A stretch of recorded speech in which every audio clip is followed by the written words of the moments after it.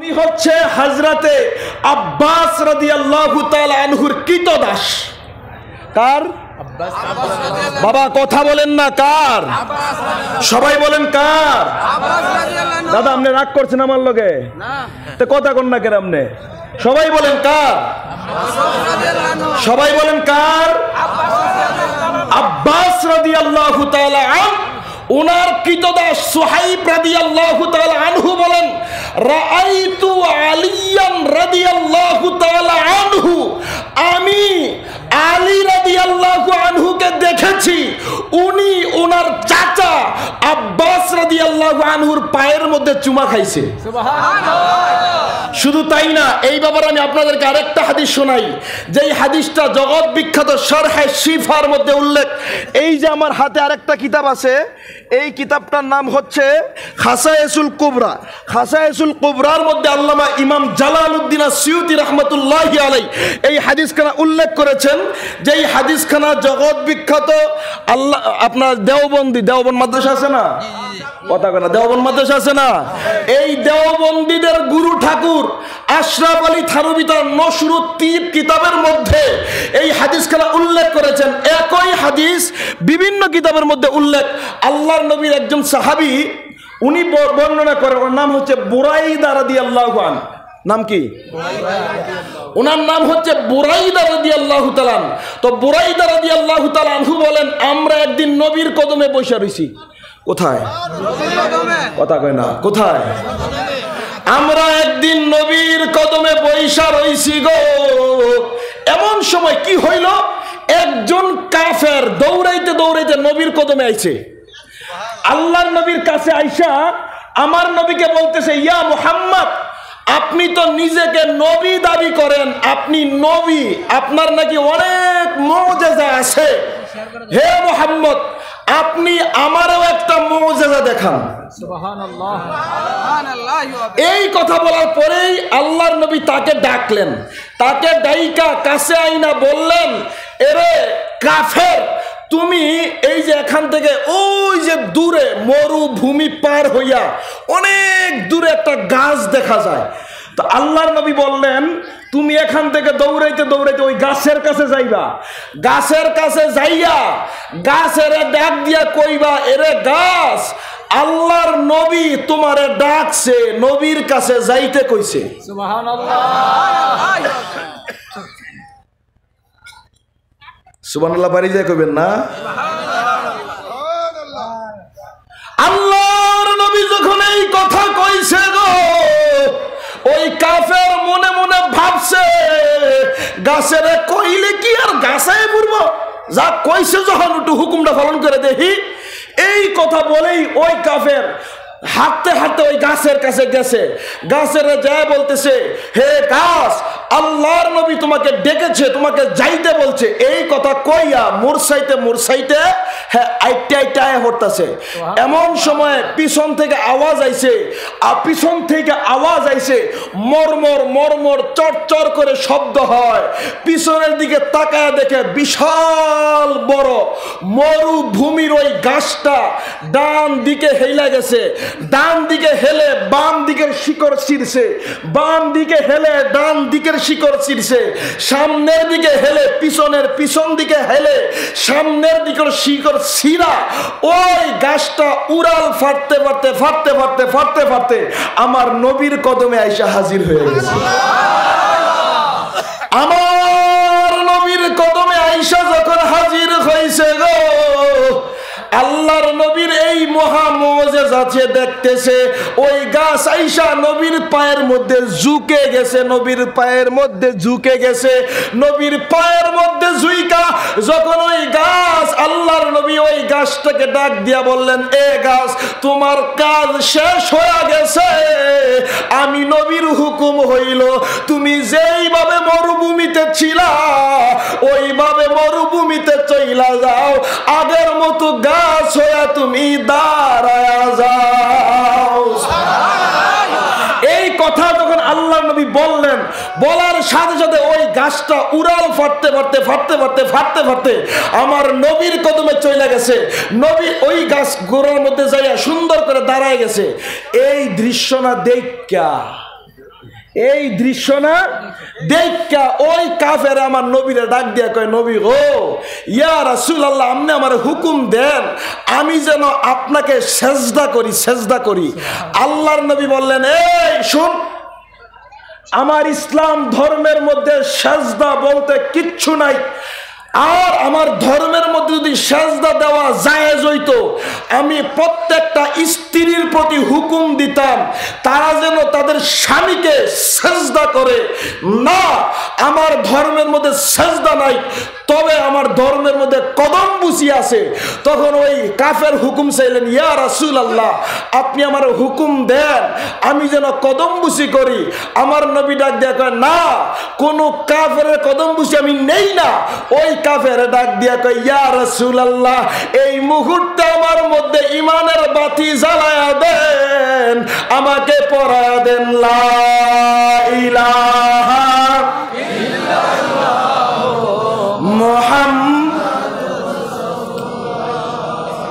সাল্লাল্লাহু আলাইহি ওয়াসাল্লাম।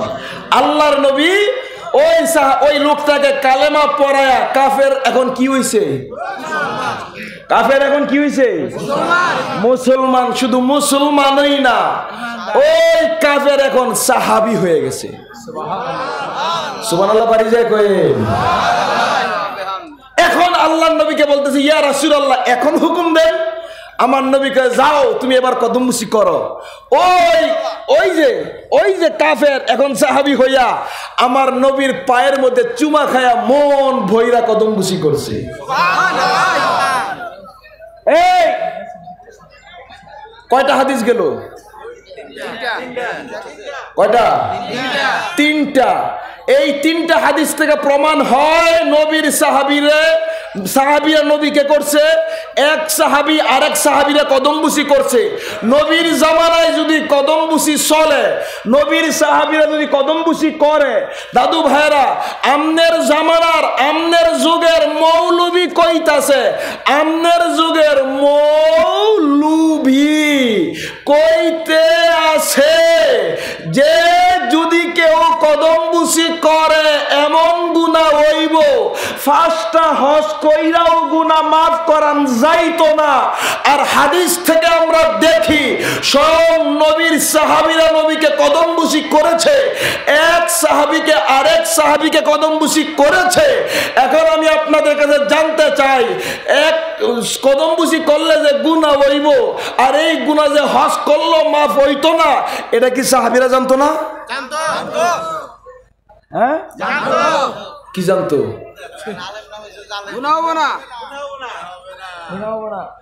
আপনারা কইবার লাগছেন যে এই গুনাহ হইবে, এই সাহাবীরা জানেন এই গুনাহ করছে। আপনারা কইতেছেন জানতো, তো জানতো মানে সাহাবীরা জানেন গুনাহ করছে।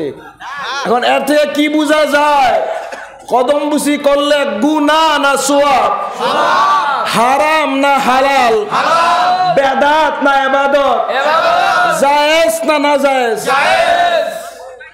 আচ্ছা, এবার আইন। এই কিছে মাথা নষ্ট হয়ে গেছে বোন? দাদা, আমি স্টেজে উঠতেই আমার আলোচনা করা মুভমেন্ট আগেই হারাই লেছি। এখন খালি শুধু কোনো রকম সময়টা কাটাইতেছি আর কি। এবার খেয়াল করেন, মার কদমবুসি করন যাইবনি, আব্বা আম্মার কদমবুসি করন যাইবনি। ওই যে প্রশ্ন এটা না, কথা কয় না, মূল প্রশ্ন এটা না, আব্বা আম্মার কদমবুসি করন যাইবনি। এবার দেখি, আপনারা ইমাম বুখারীর নাম শুনছেন?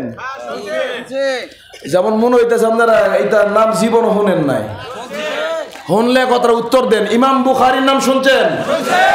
আওয়াজ হবে, কথার আওয়াজ হবে। ইমাম বুখারীর নাম শুনছেন? ইমাম বুখারী রাহমাতুল্লাহি আলাইহি, ওনার খেয়াল করেন, ইমাম বুখারী রাহমাতুল্লাহি আলাইহি ওনার লিখিত যত কিতাব আছে, ওনার লিখিত কিতাবের মধ্যে একটা বিশ্ববিখ্যাত কিতাবের নাম হচ্ছে আল আদাবুল মুফরাদ। আল আদাবুল মুফরাদ, কথা বলেন না, আল আদাবুল মুফরাদ। মুখস্থ রাখেন, প্রয়োজন। এই যে রেকর্ড হইতেছে না, রেকর্ড হইতেছে, এই যে রেকর্ড হইতেছে। আপনার মৌলবী কি কয়ে গেছে? পিছনে জানি কাটায় কইলো কি জানি কি কি কয়ে জানি চ্যালেঞ্জ দিয়ে গেছে, 5টা করলেও সব মানে গুনাহ মাফ হইতো না। এরপরে জানি কি চ্যালেঞ্জ দিয়ে গেছে, এটা যদি কেউ প্রমাণ করতারে এর জানি কি দিব না জানি কি কইছে একটা। হ্যাঁ হ্যাঁ আমার পিছনে একজনে কইছে এটা যদি কেউ প্রমাণ করতারে কয় বছর জানি সময় দিছে না, কিয়ামত পর্যন্ত সময় দিছে। মৌলবীটার আমি পাইলে রোস্ট করে খাইতাম। কথা বুঝেন না আপনারা? এটা যদি পাইতাম তো একবারে যে বিয়ার মধ্যে রোস্ট দেয় আবার ফ্রাই দেয়, আমি এটা ফ্রাই বানাইলাম নইলে এটা রোস্ট বানাই খাইলাম হইলে। কথা বুঝেন না আপনারা? ভাই বাবা শুনেন আল্লাহর নবী কি বলেছেন এই ব্যাপারে একটা হাদিস লক্ষ্য করেন। এই হাদিস আল আদাবুল মুফরাদের মধ্যে আল্লামা ইমাম বুখারী উনি কে? উনি 7 লক্ষ হাদিসের হাফেজ ছিলেন। উনি 7 লক্ষ হাদিসের হাফিজ। ইমাম বুখারী রাহমাতুল্লাহি আলাইহি এই হাদিস উল্লেখ করেছেন এইভাবে, আমার নবী ওয়াজ করে قال রাসূলুল্লাহ সাল্লাল্লাহু আলাইহি ওয়াসাল্লাম মা ক্বাবালা রিজলি উম্মিহি কানা কাব্বালা আদাবাতাল জান্নাতি। আল্লাহ নবী বলেন মান ক্বাবালা রিজলি উম্মিহি, যেই ব্যক্তি তার মায়ের পায়ের মধ্যে চুমা খাইলো, মান কাব্বালা রিজলি উম্মিহি, যেই ব্যক্তি তার মায়ের পায়ের মধ্যে চুমা খাইলো, ও সাহাবীরা শোনো, ওই চুমাটা সে মায়ের পায়ের মধ্যে খায় নাই, কানা কাব্বালা আদাবাতাল জান্নাতি, ওই ব্যক্তির চুমাটা আল্লাহর জান্নাতের চৌকাঠের মধ্যে লেগে যায়। আল্লাহর নবীর হাদিস, ইমাম বুখারীর আদাবুল মুফরাদের হাদিস। আমার নবী কয় মায়ের পায়ের মধ্যে চুমা খাইলে জান্নাতের চৌকাঠের মধ্যে চুমা খায়। আর আমাদের এলাকার মধ্যে কোথ থেকে ওহাবি কাঠ মোল্লা হিসাব আপনারা বুঝায় মায়ের পায়ের মধ্যে চুমা খাইলে এমন গুনাহ হবে 5টা হজ করলেও গুনাহ মাফ হবে না। কাঠ মোল্লা তুমি শোনো, আমার নবী রাহমাতাল লিল আলামিন বলেছেন তুমি হজ করতে কোথায় যাইবা? মক্কা তাওয়াফ করবা, সাই করবা, এরপরে তোমার উপরে হজের সওয়াব আসবে। আল্লাহর নবী বলেছেন সহিহ হাদিস, যদি কোনো ব্যক্তি তার মায়ের চেহারার দিকে একবার তাকায় আমার আল্লাহ তার আমলনামার মধ্যে 100 কবুল হজের সওয়াব দান করে দেবে। আমার নবী বলেন যেই ব্যক্তি তার মায়ের চেহারার দিকে একবার সুনজরে তাকাবে, মায়ের নজরে তাকাবে, আল্লাহ তার আমলনামার মধ্যে 100 কবুল হজের সওয়াব দান কইরা দেয়। আর যেই ব্যক্তি মায়ের পায়ের মধ্যে কদমবুসি করলো, ওই সন্তান মায়ের পায়ের মধ্যে কদমবুসি করলো না, এই কদমবুসি লাইগা গেছে কোথায়? জান্নাতের চৌকাঠে। সুবহানাল্লাহ কয় না? আল্লাহর নবীর হাদিস থেকে প্রমাণ হয় কদমবুসি করলে এটা জান্নাতের চৌকাঠে লাগে, কদমবুসি করলে রহমত পাওয়া যায়, কদমবুসি এটা জান্নাতের সাথে কথা কন্যাকে কোথায় কোথায় বলেন কোথায়? আরে বাবা কথা বলেন কোথায়? কদমবুসি করলে মার পায়ের মধ্যে করলে সংযোগটা কোথায়? সুবহানাল্লাহ বলেন। আমার নবী 1500 বছর আগে শিখাইছে কদমবুসি করলে এটা সংযোগ লাগে জান্নাতের মধ্যে। আমাদের ওহাবি শিখায় কদমবুসি করলে এমন গুনাহ হইব আর জীবনে। এখন দেখি কদমবুসি করলে এটার প্রতিক্রিয়া কি আর কদমবুসি না করলে এটা প্রতিক্রিয়া কি একটু দেখে নি, কি বলেন ঠিক না? আচ্ছা মনে করেন এই কি হইছে, সমস্যা হইতেছে আপনারা? খেয়াল করেন, মনে করেন আপনার সন্তান আপনি কদমবুসি করছেন, আপনার সন্তানকে আপনি কদমবুসি করা, আপনার সন্তান আপনাকে কদমবুসি করছে। যেই সন্তান তার মায়ের পায়ের মধ্যে চুমা খায় যেই সন্তান তার বাবার পায়ের মধ্যে চুমা খায়, ওই সন্তান কোনোদিন মায়ের পায়ের মধ্যে চুমা খাইয়া বিকালবেলা টাকা চাওয়ার সময়, স্কুলের খরচ চাওয়ার সময়, মাদ্রাসার খরচ চাওয়ার সময়, ব্যক্তিগত কোনো কাজের জন্য মার সাথে কথা বলার সময় ওই সন্তান কোনোদিন বেয়াদবি করতে পারবে না? কথা বলেন না কেন? ওই সন্তান কোনোদিন বেয়াদবি করতে পারবে না? ওই সন্তান কোনোদিন বেয়াদবি করতে পারবে না। কারণ যে নাকি মায়ের পায়ের মধ্যে চুমা খায় তার মধ্যে বেয়াদবির নফসানিয়াত আসবে। আর যদি কোনো ব্যক্তি মায়ের পায়ের মধ্যে চুমা খাওয়া দূরের কথা, হাতের মধ্যে চুমা খাওয়া দূরের কথা, কপালের মধ্যে চুমা খাওয়া দূরের কথা, মানে মার প্রতি সম্মান দেখানো দূরের কথা, সালাম দেয় না, কদম বুসি নাই, হাত বুসি নাই, কপালও চুম্বন নাই, যেই সন্তান মার সাথে এরকম সম্পর্ক রাখে না, ওই সন্তানগুলোই দেখবেন সমাজের মধ্যে আব্বা আম্মার সাথে বেয়াদবি করে। ওই সন্তানের মা বাবাদেরকেই বৃদ্ধাশ্রমে রেখে আসে। ওই সন্তানের আব্বা আম্মা যারা, তারাই সন্তানের খাবার পায় না।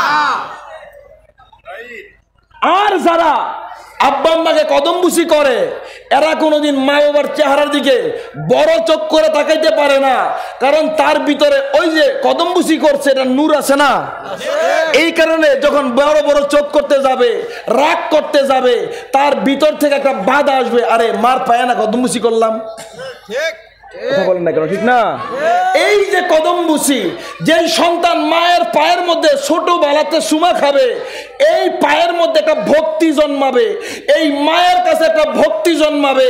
এই সন্তান কোনোদিন মা বাবাকে বৃদ্ধাশ্রমে রাখতে পারবে না। কিন্তু আমার দেশের মৌলবীরা ফতুয়া মারতে মারতে বলেছে এগুলো হিন্দুয়ানি রীতি, এগুলো এই রীতি এই রীতি। এগুলো হিন্দুয়ানি রীতি না, বরং এগুলো হচ্ছে মদিনার রীতিনীতি। বরং হিন্দুরা, খ্রিস্টানরা এই শ্রদ্ধা, এই ভালোবাসার জিনিসগুলা আমাদের থেকে তারা নিয়ে নিছে। কথা বলেন না কেন? ঠিক না? আমরা এদের থেকে নেই নাই, বরং এই রীতিনীতিগুলা এরা আমাদের থেকে নিয়ে নিছে। কারণ এরা দেখছে এগুলা করলে এলাকার ভিতরে, বাড়ির মধ্যে, ঘরের মধ্যে, সংসারের মধ্যে সম্মান আসে না? নাই? ভালোবাসা থাকে না? থাকে না? ভাই, আল্লাহর ওয়াস্তে বুঝার চেষ্টা করেন। আপনাদেরকে যারা বুঝাইতেছে এরা প্রকৃত বুঝবান না, এরা প্রকৃত আলেম না, এরা প্রকৃত মানুষ না। এরা আপনাদেরকে মিসগাইড করতেছে, এরা আপনাদেরকে পথ ভ্রষ্ট করার চেষ্টা করতেছে। এরা চাচ্ছে আপনাদের ঘরে ঘরে ফিতনার আগুন জ্বলতে থাকুক। এরা চাচ্ছে আমাদের ঘরে ঘরে গজব লেগে থাকুক, ঝগড়া লেগে থাকুক, মারামারি হানাহানি লেগে থাকুক। যদি চান ঘরের মধ্যে ঝগড়া, জাতি, ফিতনা এইগুলো করবেন না, তাহলে আপনার ঘরের মধ্যে, আপনার বাড়ির মধ্যে আমার নবীর রীতিনীতি চালু করে দেন। আল্লাহ বুঝার তৌফিক দান করুক। সকলে করি আমিন। একটু মহব্বতে জিকির করি লা ইলাহা ইল্লাল্লাহ। একটু আলাপ বুঝাই দেই।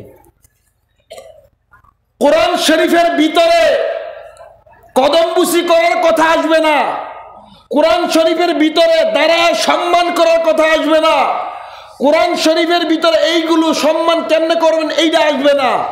কোরআন শরীফের ভিতরে ডাইরেক্ট আইছে লিতুমিনু বিল্লাহি ওয়া রাসূলিহি ওয়া তুআযজিরুহু ওয়া তুওয়াক্কিরুহু ওয়া তুসাব্বিহুহু বুকরাতাও ওয়া আসীলা।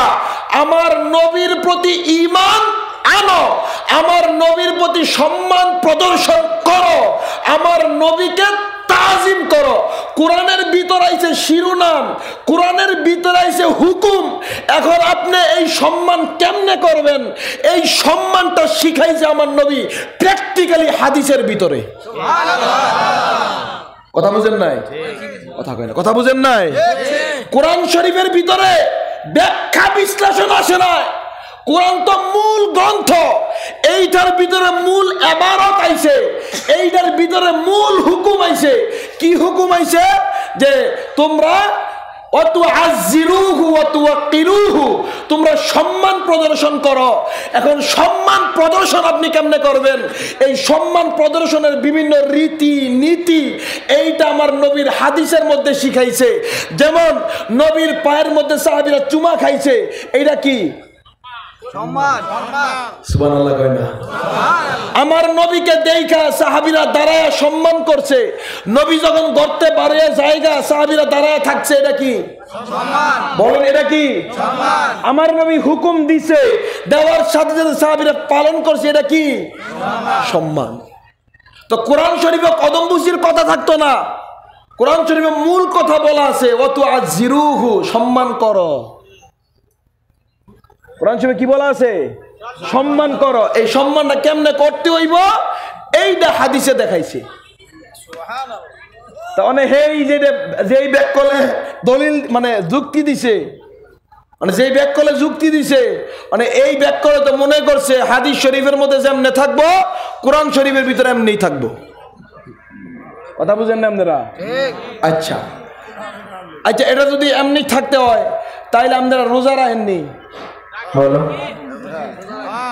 কথা কন নাকে বলেন বলেন, রোজা রাখেননি? আচ্ছা, কোরআন শরীফে প্রতিমা পক্ষের আমির তালুকদার, নুরু তালুকদার, সৈয়দ আলাউদ্দিন সাহেব, আপনারা তিনজন যেখানে আছেন না কেন হুজুরা শরীফে এসে হুজুরের সাথে সাক্ষাৎ করেন। প্রতিমা পক্ষের নুরু তালুকদার, আমির তালুকদার, সৈয়দ আলাউদ্দিন সাহেব, আপনারা যেখানে থাকেন না কেন অতি শীঘ্র হুজুরা শরীফে এসে হুজুরের সাথে সাক্ষাৎ করেন। হুজুর পাক আলোচনা শুরু করেন। ভাই বাবা আমার খেয়াল করেন, কি বিরক্ত হয়েছে? আচ্ছা তাহলে খেয়াল করেন। কোরআন শরীফের মধ্যে আল্লাহ কইছে ইয়া আইয়ুহাল্লাযীনা আমানু কুতিবা আলাইকুমুস সিয়াম কামা কুতিবা আলাল্লাযীনা মিন ক্বাবলিকুম লাআল্লাকুম তাত্তাকুন।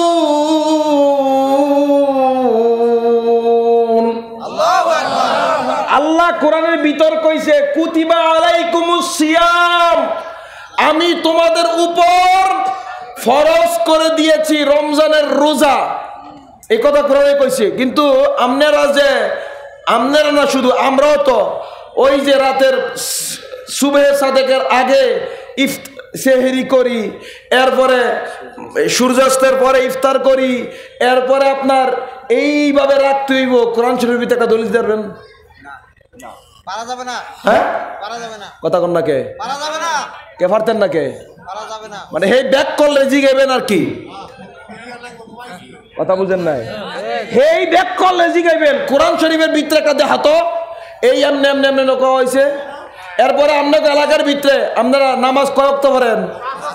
আরে বাবা কথা কন না, কয় ওয়াক্ত? 5 ওয়াক্ত পড়েন। 5 ওয়াক্ত ফজরে 2 ওয়াক্ত 2 রাকাত 4 রাকাত, জোহরের সময় 4 রাকাত 2 রাকাত 2 রাকাত, আসরের 4 রাকাত 4 রাকাত, মাগরিবে 3 রাকাত 2 রাকাত, এশারের সময় 4 রাকাত 2 রাকাত 3 রাকাত। ওই হে ব্যাক করলে যেই ব্যাক করলে কইছে কদমবুসি আছে, এটা কোরআন শরীফে দেখান লাগবো। হেরে কোন এত রাকাত নামাজ আছে কোরআন শরীফে একটা দলিল দিত পারবো? আরে বাবা কথা কেন পারবো? কোরআন শরীফে কি আছে? কোরআন শরীফে এক দূর আছে। কত দূর? ইন্নাস সালাতা কানাত আলাল মুমিনিনা কিতাবাম মাওকুতা।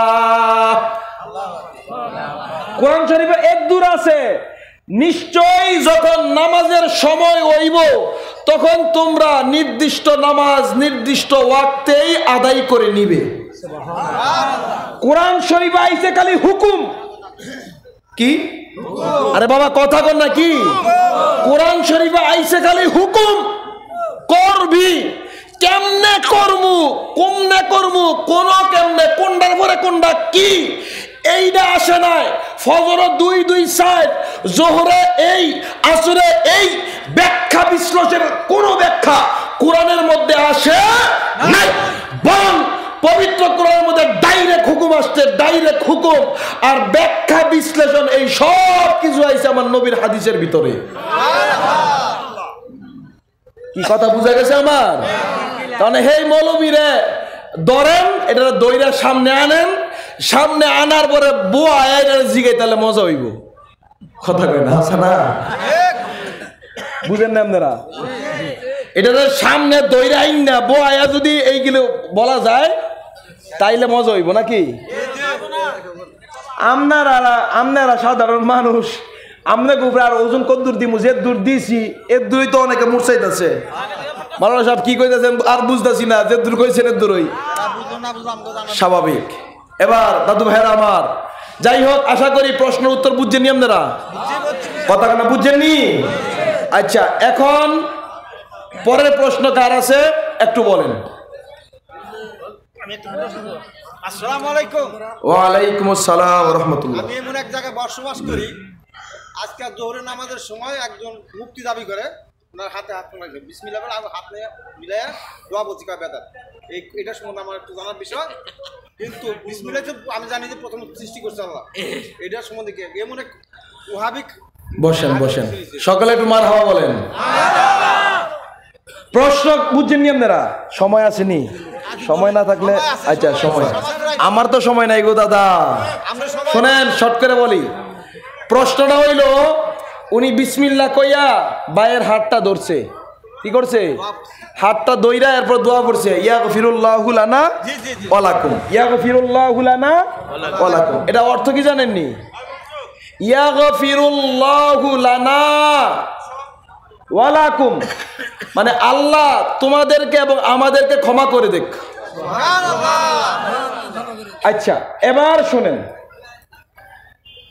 আল্লাহর নবীর সহিহ হাদিস থেকে এটা প্রমাণিত আছে। আপনার যদি কেউ হাত মানে মুসাফা করে, মুসাফার দোয়া হচ্ছে ইয়াগফিরুল্লাহু লানা ওয়া লাকুম, যে বায়ের হাত যখন ধরবা তখন বায়ের লাগেও ক্ষমা চাইবা, তোমার লাগেও ক্ষমা চাইবা। তো এখন আমার ভাই এই কাজটাই করছে, এখন ওই মৌলবী কি কইছে? কথা কয় না, আরে বাবা গো কথা কন না, কি কইছে? বেদাত কইছে। আচ্ছা, এন বেদাত কি এর লেগে কইছে আমার মাথায় ধরতেছে না। মানে ছোট একটা গল্প মনে করছে, কমু লক্ষণ ভালো নাও, কমু কমু ছোট একটা গল্প মনে পড়ছে, কমু।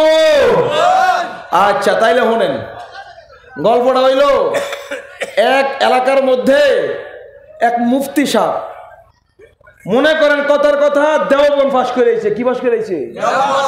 মানে হেতে যখন 12 বছর বয়স বা 15 বছর বয়স, হে সময় হ্যাঁ পড়ালেখা করতে গেছে দেওবন্দ। তো দেওবন্দ মাদ্রাসার মধ্যে যাইয়া একদিন আর 2 দিন না, তো 12 বছর তো লেখাপড়া করার লাগে।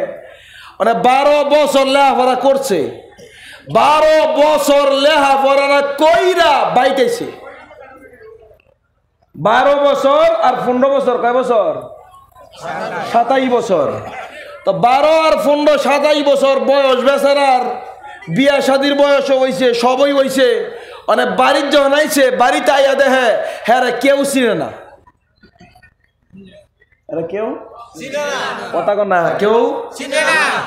অনেক জেন্দা ঘরেতে বারোয় এত বড় মাওলানা হয়ে আইছে, কেউ চিনে না, ডাইনেও চিনে না, বামেও চিনে না, মহল্লার মানুষও চিনে না, দেশের মানুষও চিনে না।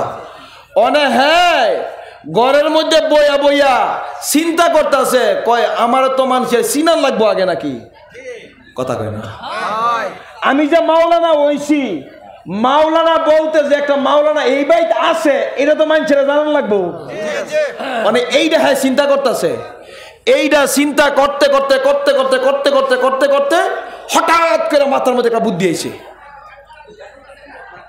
কথা কয় না, হঠাৎ করে মাথার মধ্যে, আরে বাবা কথা কন না, হঠাৎ করে মাথার মধ্যে। আচ্ছা, বুদ্ধিটা কি এর বুদ্ধি জানি? কি এর বুদ্ধি? কি এর বুদ্ধি? আমি যে এত বড় মাওলানা হয়ে আইছি, আমার 10 জনও চিনে না, আমার চিনান লাগবো। বুদ্ধিটা কি এর? চিনান লাগবো, চিনান লাগবো। আচ্ছা, পরিচিত হওয়ান লাগবো। আমার ভাই খেয়াল করেন, খেয়াল করেন, পরিচিত হওয়ান লাগবো। আচ্ছা, অনেক পরিচিত হওয়ার লাগবে, হ্যাঁ খালি চিন্তা করতেছে যেমনি হোক আমার দেখো চিনে না, দেওবন ফাঁস করেছি ইয়ার বড় চিনে না, পরিচয় হওয়ার লাগবো অনেক, হ্যাঁ মাথার মধ্যে বুদ্ধি খারাপ বুদ্ধি বার করছে। বুদ্ধিটা হইল এমন একটা ফতুয়া দিমু, এমন একটা ফতুয়া দিমু সমাজের সবাই যেটার উপরে আমল করে, সবাই যেটার মানে, যেটা সমস্ত ইমামরাও মাইন্না গেছে, এমন একটা বিষয়ের উপরে ফতুয়া দিয়া দিমু। ফতুয়া যখন দিমু হগলতের ঘরে ঘরে প্রচার হইব যে এইটা জায়েজ না, আমরা সবাই করি কিন্তু এটা জায়েজ না, অমুক হুজুরে ফতুয়া দিছে, তখন কইব এই হুজুর ডাকারায় এই হুজুর দেওবন্দেতে ফাঁস করেছি। কথা কয় না, বুঝছেন নি আপনারা মিয়া? যেই কথা সেই কাজ। 2-3 দিন পরে ওই এলাকার মধ্যে ব্যাগ কলালি মারা গেছে। কি আলি? কথা কয় না, কি আলি মারা গেছে? কয়েকদিন পরেই ব্যাগ কলালি মারা গেছে। ব্যাগ কলালি মারা যাওয়ার পরে ওই যে বড় মাওলানা, ওই মাওলানা বাড়ির মসজিদের মধ্যে যে ফতুয়া দিছে, তোরা কবর কেমনে করস? কয় আমরা কবর করি, আপনারা কেমনে করেন? উত্তর দক্ষিণে মানে ফতুয়া দিছে, আজকা আমি দেওবন্দেতে পড়াইছি, অমুক কিতাবের এত নম্বর পৃষ্ঠায় অত নম্বর লাইনে অত নম্বর পরিচ্ছেদে লেখা আছে কবর উত্তর দক্ষিণ না, কবর করতে হবে পূর্ব পশ্চিমে। মানে ফতুয়া যখন দিছে 10 মিনিটের ভিতরে সারা দেশে ভাইরাল হয়ে গেছে গা। কথা কয় না, কয় মিনিট? আরে বাবা কথা কয় না, কয় মিনিট? 10 মিনিটের ভিতরে ভাইরাল হয়ে গেছে গা। হেন্দা কয় হুজুরে এই ফতুয়া দিছে, হেন্দা কয় হুজুরে এই ফতুয়া দিছে। খেয়াল করেন, হেন্দা কয় হুজুরে এই ফতুয়া দিছে, হেন্দা কয় হুজুরে এই ফতুয়া। কি ফতুয়া দিছে? অথচ হগল হুজুররা শিখাইছে না উত্তর দক্ষিণ দিতে হইব। এই লাগছে ফেস, হেরে হাই মারে, হেরে হাই মারে, শেষ করে দিয়েছি আমরা দেন না। হেরে হাই মারে, হেরে হাই মারে, হেরে হাই ফিডায়, হেরে হাই ফিডায়। একদল কয় ওই দেওবন্দেতে হুজুর ফাঁস করে আইছে, হুজুর কম জানে রে। আরেকজনে কয় আমগো বড় হুজুরে হিগাই দিয়া গেছে, আমগো বড় হুজুরে ভুল হিগাইছে রে। এই লাগলো মায়ের ফিট অনেক সারা দেশের মধ্যে ভাইরাল হয়ে গেছে গা। ভাইরাল হইতে হইতে হইতে হইতে না হগলতের মহে মহে দেওবন্দি হুজুর, দেওবন্দি হুজুর, দেওবন্দি হুজুর। অনেক হেন্দা তো কবরও করছে, সারা দেশের মানুষ ভাঙ্গা আইছে হুজুর দেখতো, এইটা আবার কেমন হুজুর? এবার ভাঙ্গা ভুঙ্গা আইছে পরে ওই যে কবরের পাশে কবর টবর সব করা শেষ, কবর যখন দিব তখন ওই মাওলানা যাইয়া কইতাছে আরে আমি তো একটা ভুল বুঝ জ্বালাইছি, আমি তো ফতুয়াটা ঠিক মতো বুঝছি না, আসলে ফতুয়াটা এমনি হইতো না, আগে তোরা যেমনি দিছ এমনি সঠিক।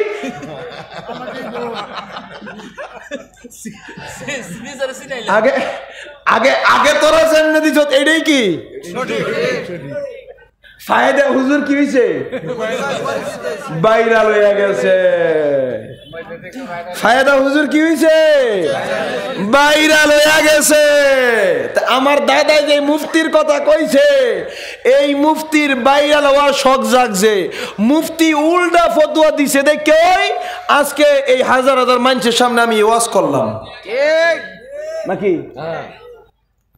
এই মাওলানার অবস্থা হয়েছে, মাওলানা ভাইরাল হইতো মন চাইছে, ভাইরাল করে দিছি। আল্লাহ বুঝার তৌফিক দেখ সকলে পড়ি আমিন। আমার কথা কি বুঝছেন কিছু আপনারা? আচ্ছা, আর কি কারো প্রশ্ন আছে কোনো? আমার হাতে সময় নাই, সময় কম। আচ্ছা, বললো যে বায়ালা কি বলতে শুনি নাই, কিন্তু বায়াত পড়া সরাসরি কোরআনের কোন জায়গায় কোন ভাবে বলা আছে? সূরা ফাতিহা আয়াত নম্বর 10।